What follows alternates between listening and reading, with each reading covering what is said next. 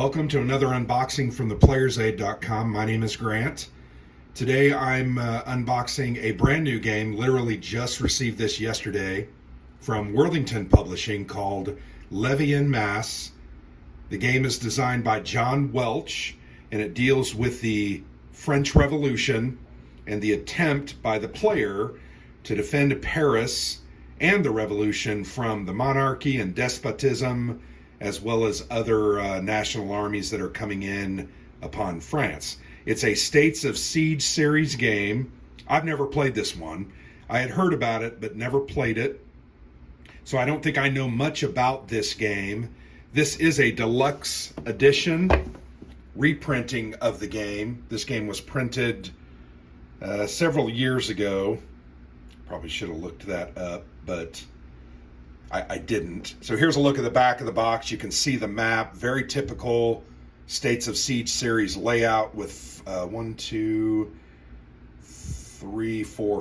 different tracks converging on Paris in the center there. This is, once again, deluxe version, and you'll notice here it says includes the expansion set cards and counters.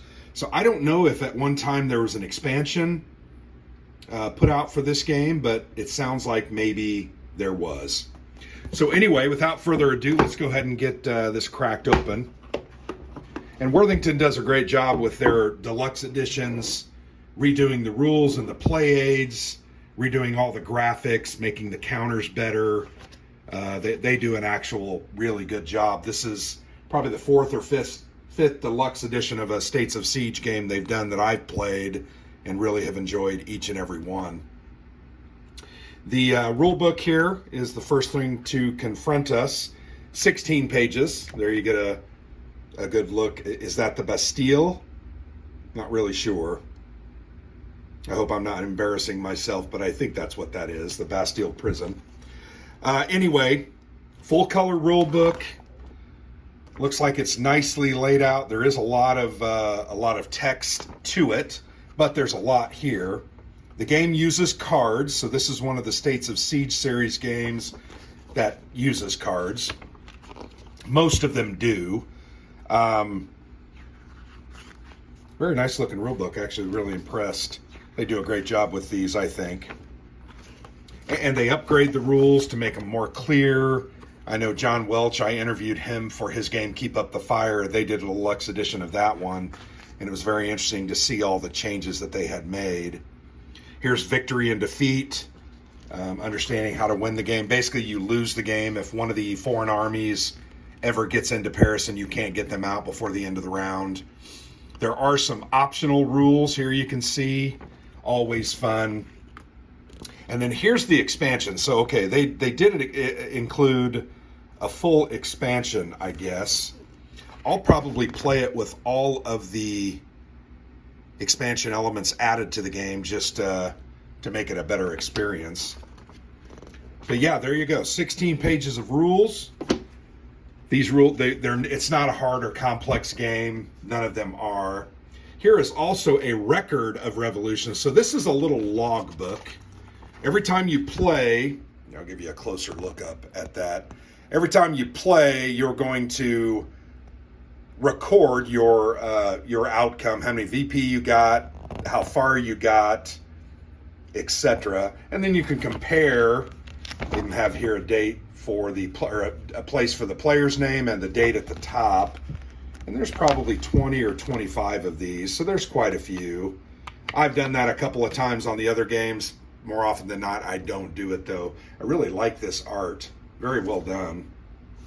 So anyway, they've done that. They've started doing that. Here they throw in their classic Worthington bags. They also include a preformed counter tray with a lid. So these bags just go into my supply, and I end up using them for other games that don't provide bags or that don't do trays. Not a lot of counters here. Really, the counters represent here, these are dice roll modifiers. You'll notice -1 DRM, -1, -2, +1, +1, +2. They've started to do these in the last couple of games. I think both Malta Besieged has these, and then this one has it. but you're able to put those on the different tracks because some event cards say, oh, this turn you're +2 against this track. So you put that on the board, and that's how you track that. These are different events. These are the foreign army counters that are converging on you. You can see there's a Napoleon counter, a despotism counter, the Republic counter, and monarchy. Then here's one for the French army, and then Vendée as well. Russia is also included, as well as Spain. So nice looking counters, well done. There's not many of them. There's about, 15 counters there? 2, 4, 6, 8, 10. About 20 counters here on this little half counter sheet. But they're pre-rounded, pre-clipped. You don't have to do anything to them. Let's go ahead and look at the board, and there you get a look at that very cool pre-formed plastic counter tray. Very nice addition to the game. I really enjoy these States of Siege series games. Most of them are very difficult. Not unwinnable, but man, you have to be on your game and get lucky as well. Some people complain because they don't feel they have the decision points or the choices for players. I disagree with that. Yeah, there's a lot of dice rolling and there's some randomness with the card draws as well as the rolls that you have to push these tracks back. But once you learn the rules and understand the system, once you also understand the benefits that you can get from doing certain actions, you're going to maximize those to improve your chances. I also think your choices really are, which track do I attack? That's one choice. How much do I attack certain tracks? Also, when you get different benefits from moving these tracks up and down, how do you use those? How do you use the benefits from the French Army track? And then what do you think is going to come up in the card deck once you've played it a couple of times to understand that? So once again, you're defending Paris, and you can see there's 1, 2, 3, 4, 5 of these tracks. All 5 of the tracks have 5 spaces. So this green one looks a lot longer. They all have 5 spaces. The British track starts at 5, the Prussian at 5, the Austrian at 5. The France track is at 5, as is the Italian track. So they're all at 5. They just spread them out on the board. You'll notice the sequence of play is front and center on the board, always very nice. Here's your draw pile with the deck of cards as well as your discard pile. You've got a couple DRMs here that are going to come from different events or different actions. You've got this French Army track. Each army in Paris is attacked by 1 free to the barricades action. Not sure what that means, but there's some little special rules that are identified here on the board. And then here's these 3 separate tracks that you need to manipulate as well, and will be manipulated by the cards to your detriment. So really nice looking board. Really like the way it looks. The colors are great, very bright and vibrant. I'm really interested in this game. One, I really enjoy these States of Siege series games. So here's the lid to that counter tray. So it's going to keep everything nice and tight in the box. And here's the preformed counter tray. Really, really well done. You've got a blue die that you can use. Let's go ahead and open these cards. The heart of this States of Siege series engine typically is the drawing of event cards. Headline cards, sometimes they're called, but event cards. And in essence, here there are 3 different eras of cards. You'll notice the backs all look the same. Very, very great art, by the way. Really, I'm enjoying that. But you'll notice there's a title up here: Storming of the Bastille, the Tennis Court Oath, etc. It's going to tell you the military track, nothing's going to happen to that. Where is that? Is that the French Army military track right there? The political track, which, I'm looking at it, I'm trying to understand where that is. Anyway, these are referring to different areas: social, political, military, because you're also fighting those as well as trying to fight off the different advancing armies. They've got some text here, flavor text at the bottom to help you understand.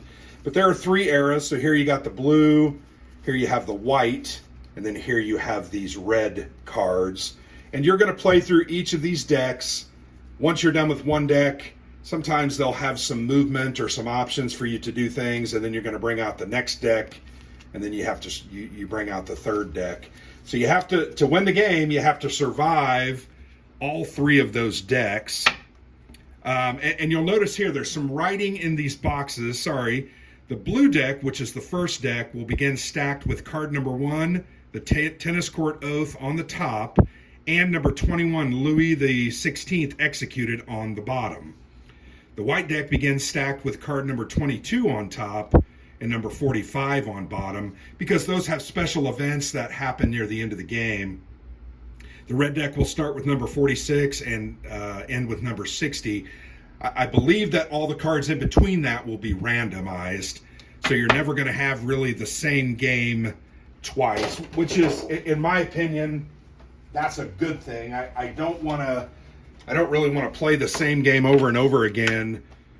I want it to be randomized and different. So there you have it. That's a look at Levee and Masse, a look at the French Revolution States of Siege solitaire game. Very interested to play it. I think it looks great. I think the counter art, once again, the colors are just beautiful. I've enjoyed looking at this map as I've unboxed it, so I'm really excited to get this one played and get a review and probably a playthrough out for you. But brand new from Worthington Games, Levee and Masse, a game by John Welch, Deluxe Edition. And look for it and try to get it, because these States of Siege series are fantastic. Complete, true solitaire games. So thanks for watching. I've been Grant for the Player's Aid.